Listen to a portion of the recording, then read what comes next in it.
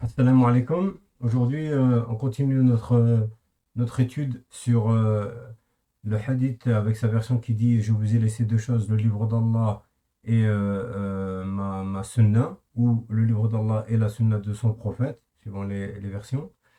Et aujourd'hui, on va voir une nouvelle voie. On en rappelle qu'on en a dit qu'il y en avait huit. Là, on va être sur la cinquième. C'est une voie assez importante. C'est celle qui est rapportée par Al-Khatib al-Baghdadi. Al-Khatib al-Baghdadi. Il est mort en 463 de l'Hégire, soit en 1071 de l'ère chrétienne. Donc c'est à peu près 2 siècles, un peu plus que 2 siècles après la mort de Ahmed ibn Hanbal, pour le situer. Je rappelle que Ahmed ibn Hanbal est mort en 241 de l'Hégire, soit 855 de l'ère chrétienne. Ici on est avec Siyar A'lam al-Nubala, un ouvrage qu'on a déjà cité à plusieurs reprises, hein, et, de Zahabi. Et c'est une référence parmi les plus grandes références pour les biographies des grands noms de l'islam et des grands savants et des grands personnages historiques de l'islam. On est au 18e tome, voilà, la page 270. La biographie 137, Al-Khatib. Alors, il dit ici, Al-Imam Al-Awhad, l'imam unique, c'était vraiment quelqu'un d'exceptionnel, ça veut dire. Al-Allamatul Mufti, c'était le savantissime. Parce que quand on a Al-Allama, c'est pas comme quand on dit Al-Alim. Ça, c'est ce qu'on appelle Sayratul Balagha, ça veut dire la forme d'exagération. Donc, le savantissime, Al-Mufti, le Mufti, Al-Hafid al-Naqid, le Hafid, on a dit le Hafid, c'est celui qui retient plusieurs centaines de milliers de hadiths, certains disent 300 000 minimum, et d'autres, et il est Al-Naqid, donc le critique, ça veut dire que c'est quelqu'un qui est spécialisé dans la critique des chaînes de transmission et des hadiths. Muhaddithu al-Waqti. Là, c'est vraiment très élogieux. Il dit, c'est Muhaddith al-Waqti. C'est-à-dire que c'était lui le plus grand muhaddith de son époque. C'est une façon de dire ça. Donc, il s'appelle Abu Bakr Ahmed ben Ali ben Thabit ben Ahmed ben Mahdi al-Baghdadi. Donc, il est connu sous le nom de Al-Khatib al-Baghdadi, hein. Sahibu al-Tasanif, celui qui a plusieurs ouvrages qu'il a écrits. Khatimul Huffad, ici. Donc, le sceau des Hafid, le sceau des gens qui sont hafid. Donc, la page suivante, il dit وكان من كبار الشافعية. Il faisait partie des grands imams shafi'ites. Ici, قال ابن مكولة كان أبو بكر آخر الأعيان. Le dernier des personnalités. ممن شهدناه معرفة وحفظا وإتقانا.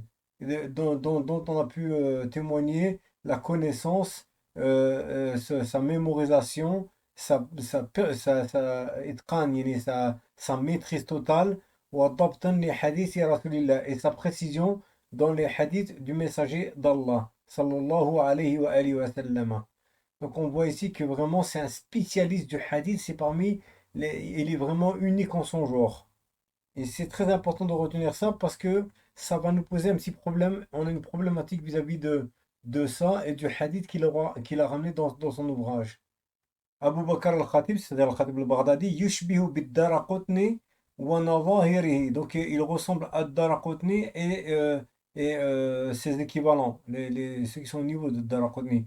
Fi ma'rifat al-hadith wa hifdhihi. Dans la connaissance du hadith et sa mémorisation. Donc c'était vraiment exceptionnel, quoi, pour qu'il lui fasse cet éloge-là. Ici dit وقال أبو الفتيان الحافظ كان الخطيب إمام هذه الصنعة. Il dit que Al-Khatib c'était l'imam de ce métier, on va dire. Donc ça veut dire en fait de cette spécialité qui est la science du hadith. ما رأيت مثله. Je n'ai pas vu quelqu'un de semblable à lui. ما رأيت مثله. Je n'ai pas vu quelqu'un de semblable à lui. Donc on vient de voir les éloges extraordinaires qui ont été faits sur Al-Khatib al-Baghdadi. On voit bien que c'est un très très grand savant et ses ouvrages, surtout sur Ilm al-Hadith, sont incontournables. Donc il est vraiment spécialiste. C'est pas juste quelqu'un qui a appris par cœur les hadiths, c'est vraiment quelqu'un qui est spécialiste dans l'étude du hadith et la critique du hadith et la critique des transmetteurs. Donc quand il ramène un hadith, il sait ce qu'il fait. Ça, c'est une première chose. Maintenant, on va essayer de situer euh, le hadith que lui ramène, la version que lui ramène, avec la voix de Saïf ibn Omar, comme on a dit, pour voir à peu près dans le schéma général où elle se situe. On y va et je reviens vers vous.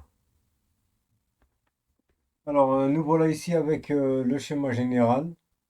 Et la voie qu'on va étudier aujourd'hui, c'est celle qui est rapportée par Al-Khatib al-Baghdadi en bas à gauche, ici.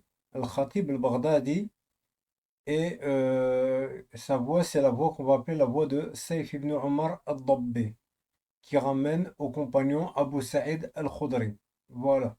Donc, c'est cette voie qu'on va étudier aujourd'hui. Je répète qu'on a déjà vu celle ici en bas, carrément à droite, on a vu Bahshal al-Wasiti, on l'a vu. Al-Ansari, on l'a vu. On a vu aussi ici la voix d'Ibn Ishaq avec Al-Ajurri et Al-Tabari. La dernière vidéo, on avait vu celle de Bayhaqi. Ensuite, aujourd'hui, on va voir celle-là, ici, Al-Khatib al-Baghdadi, mais plus particulièrement la voix de Saif ibn Omar en haut à gauche, là, voilà, qui remonte à Abu Sa'id al-Khudri. Je rappelle tout de suite aussi, j'insiste sur le fait que Al-Khatib al-Baghdadi, en fait, il ramène dans le même livre trois chaînes de transmission. Deux qui vont conduire, ici en bleu, qui vont conduire au final à la voix de Salah ibn Musa al-Talhi, dont on va parler, qui est quelqu'un de très faible, et une voix ici qui remonte à Saif ibn Omar al-Dabbi. Voilà pour le schéma général. Donc voilà, on a situé l'auteur, on a situé la voie qu'on veut étudier dans le schéma général pour voir comment elle était par rapport aux autres voies qu'on a déjà vues. Et maintenant, ben, on va aller voir le hadith lui-même dans l'ouvrage de Khatib al-Baghdadi, l'ouvrage qui s'appelle Al-Faqih ou Al-Mutafaqih.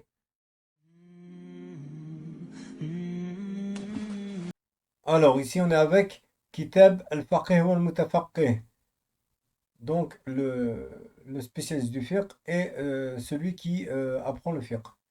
Donc, l'Hafid al-Mu'arrikh Abu Bakr Ahmad Ali ibn Thabit al-Khatib al-Baghdadi, Wulida, qui est né en 392, Wulida 392, wa tuwfiya sanata 466. Rahimahullah. Donc, on est dans le Mujallad al-Awwal, premier tome.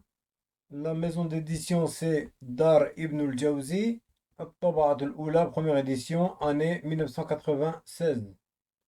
Et c'est en Arabie Saoudite. Et la maison d'édition a plusieurs succursales à Dammam, ici à El-Ihsa et à Jeddah et à Riyad, la capitale. On voit la page 275, donc ici. Alors, le hadith numéro 276. حدثنا أبو طالب كي محمد بن علي بن إبراهيم البيضاوي. حدثنا محمد بن العباس الخزاز. حدثنا أبو بكر بن المجدد. حدثنا عبد الله بن عمر. حدثني شعيب كي هو ابن إبراهيم التميمي. حدثنا سيف يعني c'est-à-dire ابن عمر عن أبان بن إسحاق الأسدي. d'après أبان بن إسحاق الأسدي عن الصباح عفوا عن صباح بن محمد عن أبي حازم عن أبي سعيد الخدري قال il a dit donc خرج خرج رسول الله صلى الله عليه وآله وسلم علينا في مرضه الذي توفي فيه. Donc le messager d'Allah sallallahu alayhi wa sallam est sorti vers nous pendant sa maladie, الذي توفي فيه, sa maladie au cours de laquelle il est mort. ونحن في صلاة الغداة, alors que nous étions dans la salat du Ghada. فذهب أبو بكر ليتأخر. Donc Abu Bakr qui conduisait la prière a voulu se reculer. فأشار إليه مكانه. Donc il lui a fait un signe pour qu'il reste à sa place. وصلى مع الناس et il a صلى avec les gens, il a accompli la salat avec les gens. فلما انصرف, quand il s'en est allé, حمد الله وأثنى عليه ثم قال, il a fait la louange d'Allah, أثنى عليه, il a fait son éloge d'Allah, ثم قال, et ensuite il a dit, et c'est là le plus important, c'est le hadith, c'est la partie qui nous intéresse, et il a dit, Ya ayyuhan nas, aux gens, inni qad taraktu fikum ath-thaqalayn, je vous ai certes laissé deux choses de poids, qui ont du poids. Kitabullahi wa sunnati, le livre d'Allah et ma sunnah. Fastantiqu al-Qur'ana bi sunnati. Faites donc parler le Coran par ma sunnah.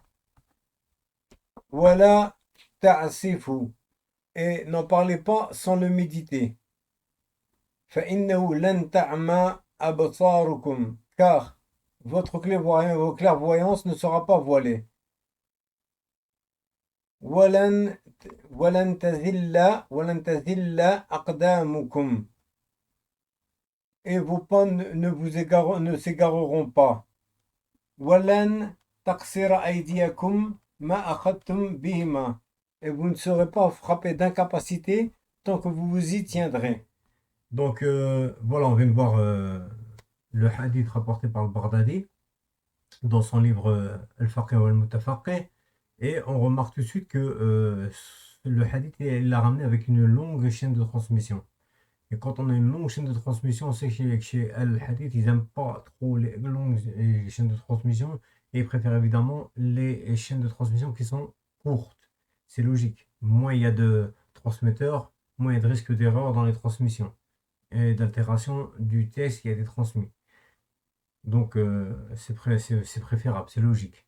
Et deuxième chose qu'on va remarquer par rapport à cette chaîne de transmission, c'est trois noms qui retiennent notre attention. Il y a trois noms dans cette chaîne de transmission qui retiennent notre attention. Tout d'abord, on a Shu'aib ben Ibrahim al-Tamimi.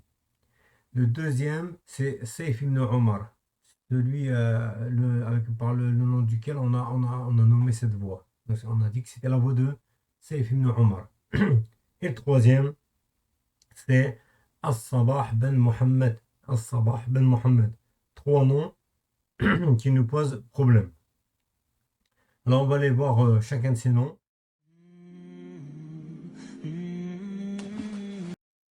Ok. Donc là, ici, on est avec un nouvel ouvrage qui est Lisan al-Mizan. Lisan al-Mizan d'Ibn al-Hajar al-Asqalani, donc il est mort en 852, hein, de l'Égypte. On est avec Al-Juz al-Rabi', donc le quatrième tome, et la maison d'édition, c'est Maktabat al-Matbu'at al-Islamiyya. L'année d'édition 2002, Beyrouth, Lubnan, Beyrouth, Liban. On va directement ici à la page 247. Men ismuhu Shu'aib, celui dont le nom est Shu'aib, et c'est la biographie ici, la fiche biographique 3797. Shu'aib ben Ibrahim al-Koufi, qui est le premier de notre chaîne de transmission. Donc ici il dit Fihi Jahala, une part en lui qui est inconnue. Ici, Dakarahu ibn Adi, wa qala laysa bil ma'rouf. Ibn Adi a dit il n'est pas connu, on ne sait pas qui c'est en fait. Donc, conclusion pour Shu'aib ibn Ibrahim al-Tamimi, ben, on a un problème parce qu'il y a en lui un peu de méconnaissance de cette personne. Donc, on ne connaît pas trop bien cette personne. Certains ne connaissent pas carrément. Donc, ne sachant pas qui il est, on a déjà vu dans les vidéos précédentes que quand on ne connaît pas le transmetteur, c'est une très grave critique. On ne peut pas prendre de lui parce qu'il peut s'avérer être le pire des menteurs. Donc, on ne peut pas prendre de lui.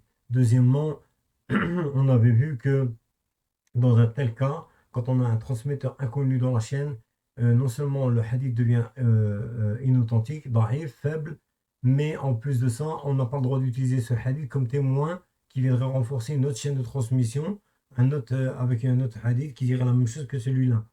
Donc ça, c'est un grave problème. Maintenant, on va passer au deuxième nom qui a retenu notre attention.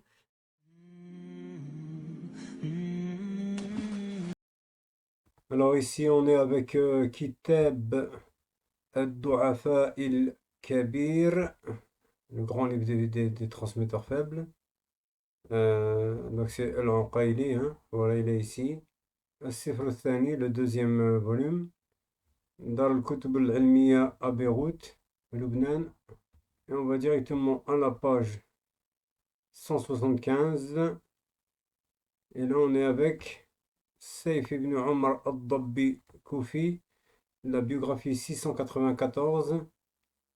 Et qu'est-ce qu'il dit dessus qui est important? Et قال حدثنا العباس بن محمد قال سمعت يحيى يقول سيف بن عمر الضبي يحدث عن البخاري. Il a dit Saif ibn Omar al-Dabbi, notre transmetteur qui nous intéresse, يحدث عن البخاري. Il ramène des hadiths. Non, pardon, c'est le contraire. Al-Bukhari ramène des hadiths de lui. يحدث عنه البخاري. C'est un petit problème. On va voir ça après. Donc, parce qu'il dit juste après, il dit huwa da'if. Donc, il dit qu'il est faible, mais Al-Bukhari prendrait de lui. C'est bizarre. Donc, on revient en arrière et on voit que Kitab al-Du'af al-Kabir de l'Uqayli, c'est l'édition Dar al-Kutub al-Ilmiya. Dar al-Kutub al-Ilmiya. Donc, c'est pas bizarre qu'ils disent qu'à la fois il est faible et que le Bukhari rapporterait de lui les hadiths. Au minimum, ça voudrait dire qu'il y a une divergence chez les savants sur la fiabilité de ce transmetteur. Puisqu'il dit da'if, mais que le Bukhari prendrait de lui, donc il est considéré comme fiable. Alors, on avance et on voit ici le même livre, Kitab al-Du'afa, de Uqayli ici, voilà. Dans cette maison d'édition, c'est Dar al-Sami'i, ou Soumaï'i, je ne sais pas. Et je vais en chercher. Et là, c'est le premier tome, l'édition année 2000, à Riyad, en Arabie Saoudite. La page 548, la biographie 694, Saif ibn Omar al-Dabbi Koufi, donc c'est notre transmetteur qui nous intéresse. Et là, qu'est-ce qu'il dit? Il reprend exactement le même texte qu'on avait précédemment, parce que c'est le même livre, sauf que quand il dit, au lieu de dire ici, يحيى là, يقول سيف بن عمر الضبي يحدث عنه البخاري. Il dit المحاربي المحاربي وهو ضعيف. Donc c'est exactement la même phrase, sauf que au lieu de dire يحدث عنه البخاري, c'est المحاربي. Donc, on voit ici qu'on a un problème parce que deux livres, c'est deux fois le même livre, hein, Kitab al-Du'afa de l'Uqayli, avec deux maisons d'édition différentes. Et l'une nous dit qu'il rapportait que le Bukhari il prenait les hadiths de lui alors qu'il est daif. Et l'autre maison d'édition, dans le même livre de l'autre maison d'édition, on trouve que ce n'est pas le Bukhari qui prenait de lui, mais c'est un autre qui s'appelle Al-Muharibi. Donc, comment faire? Un, il nous dit que c'était Al-Bukhari qui prenait de lui, l'autre, il nous dit que c'était Al-Muharibi. Eh bien, il faut essayer d'aller croiser les sources et aller voir ailleurs s'il y a quelqu'un qui confirme que c'est le Bukhari ou que c'est Al-Muharibi. Et comme ça, on pourra savoir. Pourquoi j'ai ramené ces deux choses? Parce que c'est pour apprendre, comme j'ai dit, à ne pas faire confiance. Des fois, il faut se renseigner un peu plus et se renseigner, et se rendre compte que, il y a des maisons d'édition et des livres, des fois des ouvrages dans lesquels il y a des erreurs. Il y a des erreurs, des ajouts, même des fois. Des fois, il y a des coupures exprès parce que la maison d'édition ou le muhaqqiq, il a un certain point de vue, une certaine aqida et il fait exprès de couper ce qui le gêne. C'est déjà arrivé. Bon, là, c'est pas le cas, c'est juste apparemment une erreur. Le Bukhari et le Muharibi, ça se ressemble un peu dans la forme. À mon avis, c'est une erreur de frappe. Bon, c'est possible. Ici, ils ont confondu les deux mots, c'est possible. Mais des fois, il arrive des choses graves. Donc, on va aller vérifier à une troisième source pour qu'elle tranche entre les deux maisons d'édition. On y va. Alors, ici, on est avec Yahya ibn Ma'in, wa kitabuhu et son livre At-Tarikh, l'histoire. Deuxième tome, année 1979 pour l'édition. La page 245, Saif ibn Omar, donc c'est notre auteur, il dit Saif ibn Omar yuhaddithu anhu al-Muharibi. وهو ضعيف. Donc c'est exactement la même phrase qui est dans la deuxième édition de Kitab al-Du'afa de l'Anqayli. Donc ici on voit bien que c'est la deuxième édition qui a raison, puisqu'on a une confirmation avec, en croisant les sources, on se rend compte que c'est bien le Muharibi et pas le Bukhari. Ala kulli hal, en tout cas, son statut c'est qu'il est faible. Alors ici une autre source. Alors ici on est avec Al-Kamil fi Du'afa ir-Rijal. Le complet dans les hommes faibles, on parlait de transmetteurs évidemment, de Jurjani, qu'on a déjà cité, je crois dans la première vidéo. C'est le tome 4, Dar al-Kutub al-Ilmiya à Beyrouth, Lubnan. C'est une maison d'édition très connue. Page 507. Et ici, la biographie, 851 ou 119 suivant les maisons d'édition. Et c'est Saif ibn Omar al-Dabbi, Koufi, comme on a vu. Et là, on voit quoi? On voit que يقول سمعت يحيى بن معين plutôt وسئل عن السيف ibn Omar alors qu'il était interrogé à propos de Saif ibn Omar فقال il a alors dit فلس خير منه alors فلس خير منه ça veut dire c'est comme ça on dirait un centime c'est mieux que lui quoi. Sous-entendu, il vaut rien. C'est très violent comme critique, hein. Voilà, ici on est avec le site, hein, Ma'loumat an al-Rawi, et on a tapé pour Saif ibn Omar al-Dabbi. Et qu'est-ce qu'il dit à propos? Il dit voilà, Saif ibn Omar, al-Shuhra, son alias ou le nom par lequel il est connu, c'est Saif ibn Omar al-Dabbi. Donc c'est bien celui qu'on cherche. On va aller tout de suite à la rubrique Al-Jarh wa al-Ta'dil, la critique et l'éloge. Hop, on clique dessus, et là on voit tout ce qui a été dit. Enfin, je dirais pas que la liste est exhaustive, mais les principaux, on va dire ici. Donc on a ici dit ضعيف, voilà. ولا يتبع على كثير من حديثه. Donc on cherche même pas à vérifier beaucoup de ces hadiths en essayant de les comparer avec d'autres. Ici il dit matrouk al-hadith, donc son hadith il est délaissé, et ça c'est une très grave critique. Ça veut dire que c'est dans la catégorie des menteurs carrément. يشبه حديثه حديث الواقدي, le Waqidi qui est très célèbrement connu pour être un rapporteur faible, et il dit que donc ces hadiths ici et ressemblent au hadith de Al-Waqidi. Ensuite ici, et là c'est plus grave, ça veut dire que vraiment c'est un menteur. Il dit ici Abu Hatim ibn Hibban, il dit Yarwi al-mawdu'at anil athbat. Donc qu'est-ce qu'il fait? Ça c'est très très grave. Il rapporte des hadiths inventés, mais il les rapporte d'après des gens fiables. Ce qui veut dire qu'en fait, il invente des hadiths et il fait croire que c'est des gens fiables qui lui ont transmis. Donc c'est très très grave quoi. C'est peut-être parmi les plus graves critiques qu'on peut faire sur un rawi. Donc Tuhima bizandaqa, il a été accusé d'être un zindiq, donc un kafir billah. قالوا إنه كان يضع الحديث, et ils ont dit de lui que il inventait les hadiths. Voilà ici. Ensuite on a Abu Daoud Sijistani, Laysa Bichay, donc il ne vaut rien, sous-entendu. Donc ça correspond à l'autre qui disait que les Filsun Khairun Minhu.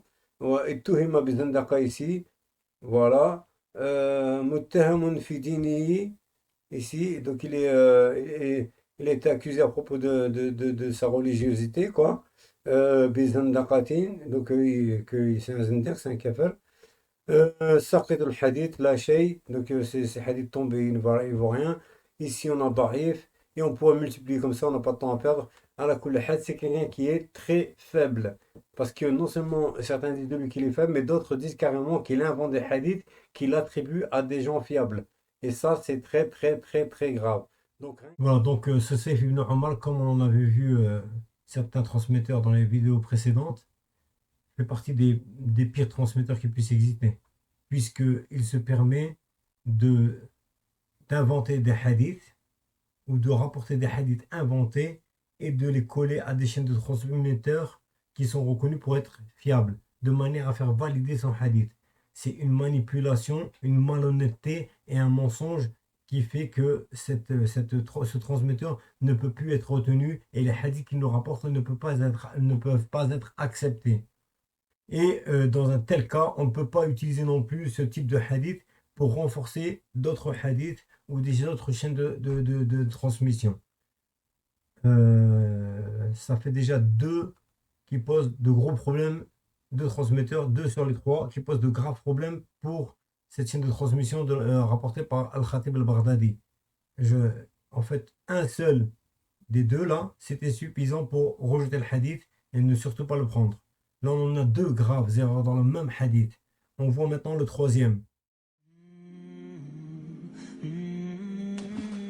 Ici, on est avec Kitab al-Majruhin min al-Muhaddithin, le livre des gens critiqués parmi les rapporteurs de hadith, les gens du hadith. Alors, c'est qui? C'est Ibn Hibban, voilà. Al-Mujallad al-Awwal, le tome 1. L'année d'édition, c'est 2000, hein. La page, c'est 481. Et la biographie 499, Al-Sabah ibn Muhammad ibn Abi Hazim al-Bajili al-Ahmasi min Ali al-Kufa. Et ici dit كان ممن يروي عن الثقات الموضوعات. Il fait partie de ceux qui rapportaient d'après des gens fiables des hadiths inventés. Donc c'est comme l'autre, comme Saif ibn Umar al-Dabbi, qui invente des hadiths et les attribue à des gens qui sont fiables pour faire croire que le hadith il est authentique et que les gens lui fassent confiance. Donc c'est vraiment une gravité extrême de faire ça. C'est les pires des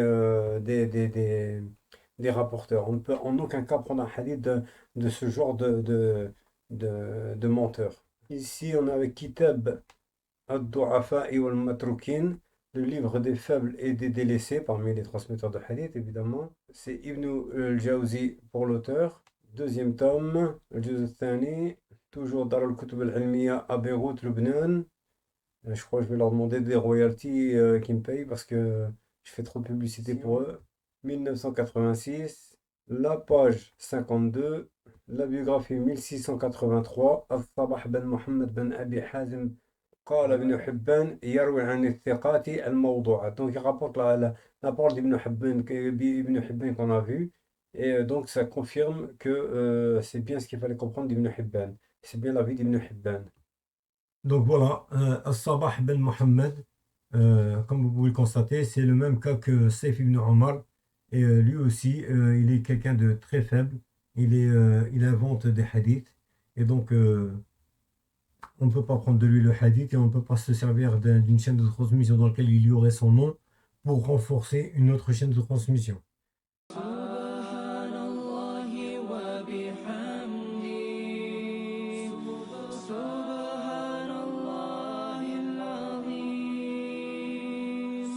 Alors, la conclusion. Euh, on a des questions, des interrogations. On se retrouve avec le Khatib al-Baghdadi qui est un grand spécialiste du hadith. On a vu ça un petit peu, on a présenté sa biographie et les éloges dont il fait l'objet sont incroyables, quoi. Ils disent qu'il est unique en son genre, qu'il maîtrise parfaitement les critiques des isnad et des hadiths et des transmetteurs, qui sait exactement ce qu'il fait. Mais il le rapporte ici pour établir un point fondamental dans la religion. C'est là la problématique que je voulais soulever, dont j'avais parlé au début de la vidéo. Euh, pour établir un fondement de la religion, qui est qu'il faut suivre le Coran et la Sunna. Il aurait pu citer de nombreux versets du Coran qui incitent à suivre le Coran et la Sunna. Parce que je répète que pour nous, c'est pas un problème de dire qu'il faut suivre le Coran et la Sunna, bien au contraire.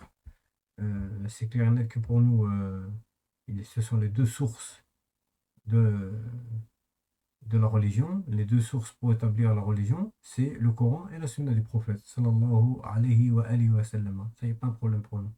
Au contraire. Mais là, au lieu de ramener les versets du Coran qui auraient rapporté cette évidence, d'ailleurs, je vais faire une petite vidéo sur cette question-là. Parce que j'ai remarqué que chez certains suiveurs de Ahmed ibn Hanbal, ils nous disent qu'en fait, en gros, quelque part, ils sont devenus un peu des coranistes. mais des coranistes qui recourent non pas à la sunna pour comprendre le Coran, parce que justement coraniste, mais qui recourent à Ahmed bin Hanbal pour comprendre le Coran. Donc c'est un peu incompréhensible. Enfin, bref. Mais surtout ce qu'ils disent, c'est que le terme sunna n'est pas dans le Coran, sunna du prophète et sunna al-Rasul, elle n'est pas dans, il n'est pas nommé dans le Coran. Donc il faut pas sur la sunna un- une construction intellectuelle que ça rentre pas dans ma tête. Donc on va essayer quand même de discuter sur cette question-là. J'ai fait une petite vidéo là-dessus. Donc revenons à nos moutons. Euh, on se rend compte avec Al-Khatib al-Baghdadi qu'on a fait, qui nous rapporte euh, trois hadiths en fait, celui-ci plus deux autres qu'on verra plus tard, qui remontent à le premier qu'on a vu aujourd'hui, qui remonte à Salah ibn pardon, qui remonte à Saif ibn Omar, et les deux autres qui remontent à la voix de Salah ibn Moussa al-Talhi, dont on parlera plus tard, bientôt d'ailleurs. Alors, sa chaîne de transmission, ben, pour conclusion, elle est extrêmement faible, hein, extrêmement faible. On a des manques de manipulateurs de hadiths qui rapportent des hadiths inventés et qui les collent à des chaînes de transmission authentiques pour faire croire pour valider leurs hadiths. C'est une manipulation extrêmement grave. Donc, ces deux-là, on a dit c'était Saïf ibn Omar et Salah ibn Mohammed. Raïdéen. Et on avait vu aussi avec Chouaib que Chouaib, lui, avait un problème, c'est qu'on ne sait pas qui il est. Donc il peut être le pire, et surtout que dans cette chaîne-là, on en a déjà deux. Donc on ne serait pas étonné que lui aussi soit un menteur ou un des pires menteurs. Alors que le hadith n'est pas connu. Donc la chaîne de transmission, elle est invalide. Le hadith, il n'est pas bon. Cette voie-là, on doit la condamner totalement. Et on ne peut même pas l'utiliser pour renforcer une autre voie qui dirait le même hadith, qui donnerait les mêmes paroles du prophète mais qui serait un peu faible. Et ça, ce n'est pas possible. Voilà. Parce qu'elle est trop faible, cette chaîne-là, pour l'utiliser afin de renforcer une autre chaîne. Notre problème maintenant, c'est, donc je disais, pourquoi Al-Khatib al-Baghdadi apporte ces hadiths da'if, alors que dans le Coran, ben, il y a ce qu'il faut pour établir l'importance de suivre le Coran et la sunna du prophète, sallallahu alayhi wa sallam. Je comprends pas. Donc ça, c'est une interrogation à laquelle j'arrive pas à trouver de réponse. Comment ce grand spécialiste du hadith, qui sait parfaitement ce qu'est un hadith daïf, qui sont les rapporteurs de hadith, il est connu pour avoir une mémoire phénoménale extraordinaire, et il est reconnu comme étant unique en son genre, tellement il est un grand savant. Et pour établir un fondement de la religion, dans son livre, qu'est-ce qu'il ramène? Il ramène des hadiths daïf, et il ramène pas les ayats. Pourquoi? Est-ce que le but était de mettre en avant cette version du hadith pour noyer le poisson et faire oublier qu'il y avait une autre version du hadith qui est Kitabullah wa itarati ahla bayti? C'est une question qui mérite d'être posée. Alors on se rend compte maintenant, voilà, justement, c'est qu'on va commencer à avancer un peu dans cette problématique, tout doucement, mais je rentrerai vraiment dedans quand on aura fini l'étude de cette version qui dit le Coran et ma Sunna. Mais on a un problème ici. On voit que, on verra aussi avec comment il s'appelle Ibn Abd al-Barr, que effectivement, ce hadith-là, il dit de ce hadith qu'il est tellement connu qu'on n'a même plus besoin de chercher, d'étudier les chaînes de transmission pour savoir s'il est authentique. Ben, nous, on n'est pas d'accord. Déjà, on se rend compte que voilà, les chaînes de transmission pour l'instant qu'on a étudiées, elles sont tellement faibles qu'on ne peut pas accepter les hadiths et on ne peut pas les utiliser pour se renforcer l'une l'autre. Donc, pas du tout d'accord avec lui, malgré tout le respect qu'on lui doit. C'est une sommité, c'est un homme extraordinaire en matière de sciences du hadith, et ça ne fait pas de doute. Mais comme je répète, c'est mon leitmotiv. euh, Nul n'est infaillible. Nul n'est infaillible. Et l'argument d'autorité, parce que ce serait Ibn Abdel Bar, parce que ce serait Foulan, Allan, alors automatiquement c'est vrai, on dostère. Non. On a un cerveau et on l'utilise. Il n'y a personne qui va m'imposer de me soumettre sans réfléchir. Non, c'est pas possible. Sinon, ça ferait de moi un hypocrite.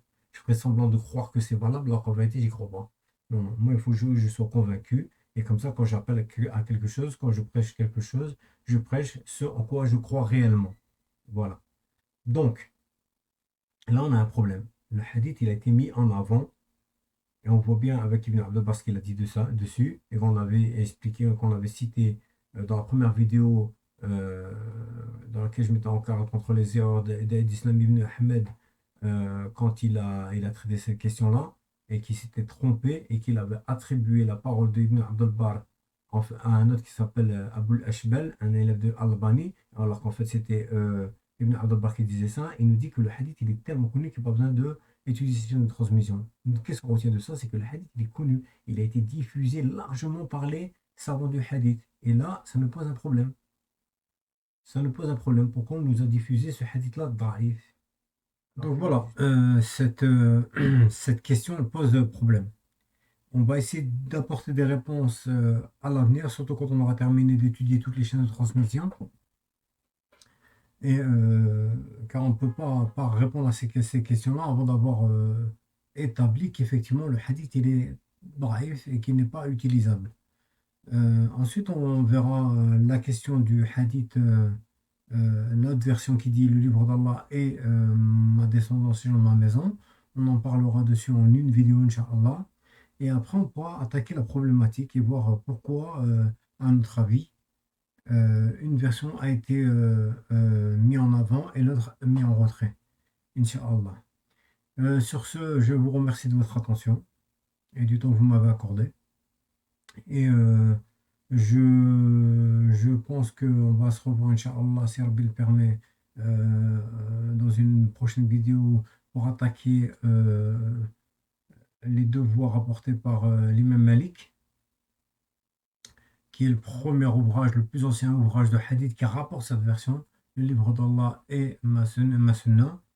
Et Inch'Allah, on va l'attaquer. Et après, on va passer les deux voies qui posent problème, c'est celle de Salih ibn Moussa al-Talhi et celle de Ibn Abi Uwais. Je vous laisse. Wa assalamu alaikum wa rahmatullahi wa barakatuh. N'oubliez pas de liker, de partager, de vous abonner et tout ce qui s'ensuit. Wa assalamu alaikum.